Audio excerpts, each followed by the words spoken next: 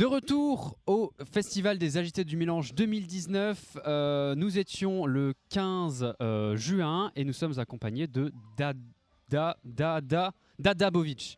Exactement. J'avais écrit Daba à un moment, est-ce que ça va bien?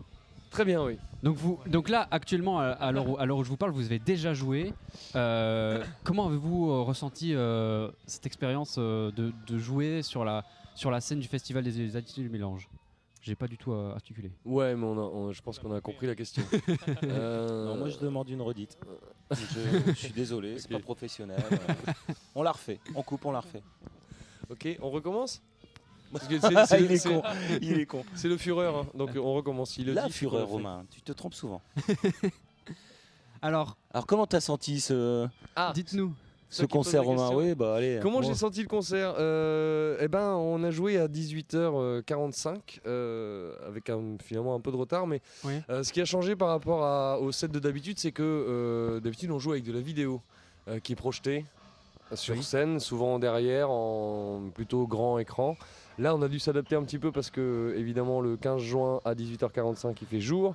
Et la vidéoprojection, pas super mort. visible quoi. Voilà. Donc on a essayé, on a quand même amené une grande télé qu'on a mis un petit peu sur le côté. Je suis pas sûr que ça se soit vu complètement, mais voilà, quelque part, je commence par les points négatifs, je suis désolé, mais le seul point négatif, ce serait l'absence de vidéo parce qu'elle fait vraiment partie de notre show et il y a un vrai intérêt, je trouve, sur le concert, notamment aussi parce que des fois il y a des chansons qui sont très timé avec la vidéo. Ça, exactement, une sorte de ciné-concert. Enfin, il n'y en a pas forcément beaucoup, mais voilà. Moi, quelque part, comme c'est moi qui gère la vidéo, je trouve ça peut-être un peu dommage, mais on n'y peut rien. Hein. C'est la programmation qui veut ça et c'est la période de l'année qui veut ça. Donc tant pis. Mais sinon, franchement, à part ça, c'était vraiment parfait. Ouais. Quand même.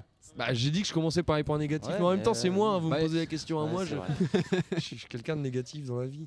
Surtout que voilà, c'est toi qui gères la vidéo. Mais du coup, quelle place a cette vidéo dans vos concerts? Puisque vous jouez du metal hardcore, c'est bien ça?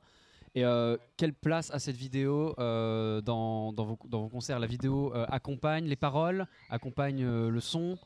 Dites-moi. Allez, Julien. Tu veux que je parle? Mais oui, parle donc. Bah, c'est parce qu'en fait, dans Dabovic, il y a pas mal une galerie de personnages qui sont... c'est vrai. Et en fait, la vidéo elle permet de donner corps un peu à toute cette histoire là, qui suit les deux albums. Donc, bon, après, c'est tout. Oui, voilà, vous racontez une histoire à travers les deux albums et vous appuyez cette histoire par de la vidéo. Mais alors, comme c'est pas moi qui ai écrit l'histoire, faudrait plutôt demander à Dada parce que c'est facile. Non, mais Dada, il boit un coup là, c'est donc tellement facile. on peut pas faire les deux. J'étais occupé. Oui. Du coup, vous avez sorti un premier album Carbamazépine avec un EP précédent qui avait le même nom que celui-là, si je me trompe pas. Et dernièrement, votre dernier album en 2015, Photosensible. Et du coup, ces deux albums sont très liés, c'est ça? Ah, c'est une histoire. C'est toute une histoire qui se suit. Le premier, c'est donc l'histoire du professeur Dadabovic qui a été interné à tort et qui crée son hôpital psychiatrique pour se venger, en quelque sorte. Et ensuite, comme il se fait choper par la police, il doit faire des travaux d'intérêt généraux sur une télévision qui s'appelle Marc Vador Télévision. Voilà, c'est la suite. Et du coup, moi, au début, quand j'ai préparé cette interview, j'ai commencé à vous écouter sur Spotify, si je me trompe pas.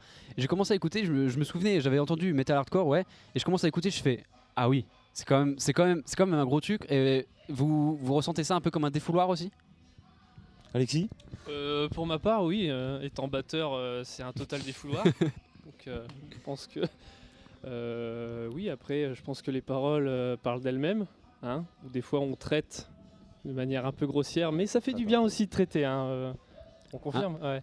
Donc, de par les paroles, un peu de mots vulgaires. De par la musique, on arrive quand même à faire sentir des choses un peu. C'est pas toujours un problème. Et du coup, vous interagissez aussi avec le public. Vous avez créé une sorte de battle en séparant le public en deux, si j'ai bien compris. Oui, enfin c'est quelque chose qui est plutôt connu dans le milieu du métal, je sais pas, on appelle ça le Brevard, je crois, ou ce genre de choses. Oui, Brevard en référence. On sépare les gens de gauche à droite ou de cour à jardin, et puis une fois que ça reprend, tout le monde se rencontre, et puis voilà, c'est le bordel. Sauf que nous, on n'a jamais souhaité, enfin si, on le souhaite évidemment, mais on n'a jamais demandé ça. C'est-à-dire qu'on fait pas, on dit pas mettez-vous à gauche, mettez-vous à droite, et puis rentrez-vous dedans. On fait juste 2 camps pour chanter Allez, allez, Polpo, qui est une sorte d'hymne à un mec, du coup, dans la chanson, qui se masturbe trop à tel point qu'il se coupe la main. Et bon, bref. Mais finalement, on fait juste scander les gens Allez, allez, Polpo à gauche, ensuite à droite, et puis du coup, on se marre parce qu'on sait pas qui a gagné. Et puis à la fin, voilà, on est un vainqueur. Mais on ne demande jamais aux gens de se rentrer dedans. Mais comme ils sont habitués au concert métal, forcément ils connaissent le concept, voilà. Et la fatalité est là, quoi. Ils se rentrent dedans. Mais c'est vrai que c'est un peu quand même la chanson phare, quoi. Enfin, ça roule, ça marche. Ça fait vraiment corps, et ça, tout le monde apprécie ça. Ouais, oui, on le voit. Hein, mais en fait, c'est une chanson qui appartient au premier album. Mm-hmm. On s'est d'ailleurs posé la question à savoir si on continue à la faire au deuxième album, ou alors si on renouvelait complètement, tournait la page et puis on passait complètement sur le deuxième album. Tous les nouveaux titres. Clairement, enfin, faut se rendre à l'évidence, ça marche. C'est une chanson qui fait.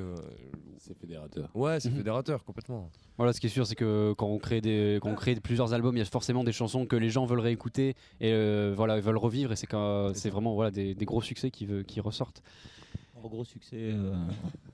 Pour vous, calme-toi. On Hein. n'a pas fait l'Eurovision. Non, mais on se rend compte en tout cas que c'est une chanson qui manifestement marche bien, c'est clair. Je vais d'ailleurs reprendre une phrase de Michael Wanzel de Lara, qui disait qu'il préférait les hits au tube parce qu'un tube c'est creux. Voilà, je l'ai placé, je suis content. Et du coup, le nom de cette chanson, pour rappel, Polpo. Est-ce que du coup, vous avez des actualités? Est-ce que vous allez faire des prochains concerts, des prochaines dates, et peut-être des prochains singles, prochains albums qui arrivent prochainement? Tu veux y répondre? Oui, je vais y répondre, pas de problème. On a des dates prévues en septembre, octobre.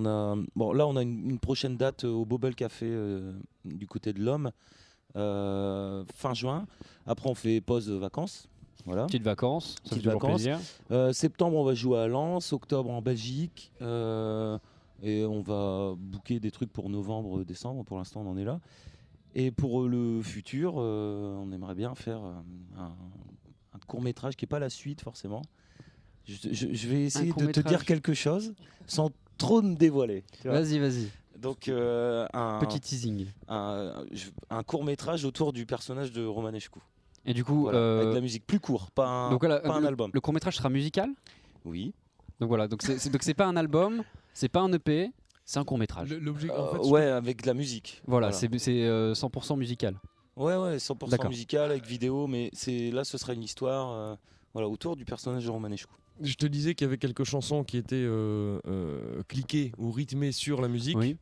Et donc, du coup, on a 2 ou 3 chansons dans le set actuel qui font que c'est une sorte de ciné-concert. Là, pour ce projet-là, on va essayer de booster un peu le concept et du coup de faire vraiment une histoire, mais intégralement filmée. Donc la musique sera sur scène et il y aura l'histoire qui sera en vidéo. Donc voilà, donc vous sortez prochainement du coup une sorte de ciné-concert. C'est exactement ça. Ouais. Je vais retirer prochainement ta phrase. mais sinon oui. 2020. Ouais, 2020, voilà. Faut du temps parce qu'il faut tourner, voilà, c'est pas juste. Ah oui, c'est beaucoup d'organisation. Et du coup, pour les gens qui ont envie de savoir ce qui va se passer pour la suite, vous avez des réseaux sociaux? Où est-ce qu'on peut vous écouter? Où est-ce que vous êtes? Où est-ce que vous parlez? Qu'est-ce qu'on fait? Alors oui, on est sur plusieurs plateformes. Hein. On est bien évidemment sur Spotify, sur Deezer également, et puis on peut nous suivre sur Facebook. Je me trompe pas, hein. Sur Facebook. Page Facebook de Dadabovic. Page Facebook, voilà, de Dadabovic, ouais, donc n'hésitez pas à aller y faire un tour. On voit toutes les dernières actualités et puis des petits teasings en approche. Je dirais pas plus. Voilà, du coup, de quoi avoir un peu plus d'actualité sur votre groupe Dadabovic. Et du coup, dernière question pour clôturer. Que pensez-vous de l'organisation du festival et de l'accueil? Ah ben là, pour le coup, on a été super bien accueillis. C'était un petit peu le rush quand on est arrivé, vu qu'on avait un peu de retard, ou je sais pas, dans le genre, quoi. Ouais. Donc il y avait un peu de retard. Et en fait, là, le contact avec les bénévoles, même avec l'organisation, franchement, c'était parfait, quoi. Ouais. Moi, j'ai rien à redire. Ouais, voilà, ce que je sais, c'est qu'à chaque fois, qu'un groupe arrive, ils donnent un responsable, et le responsable essaie de gérer un peu toute la vie du groupe pour pouvoir qu'ils passent le meilleur festival possible et que tout se passe bien. Moi, j'étais content de leur faire porter mes gros amplis sur scène, ça c'est cool. Bon, bah merci beaucoup Dadabovic Merci à toi. d'être Merci. venu sur les ondes de Merci. Ramdam. Et du coup, on imagine des prochaines actualités sur votre page Facebook et sur Spotify et Deezer. Merci d'être venu et à bientôt. Merci à toi. Merci beaucoup. Salut. Au revoir. Ouais, salut.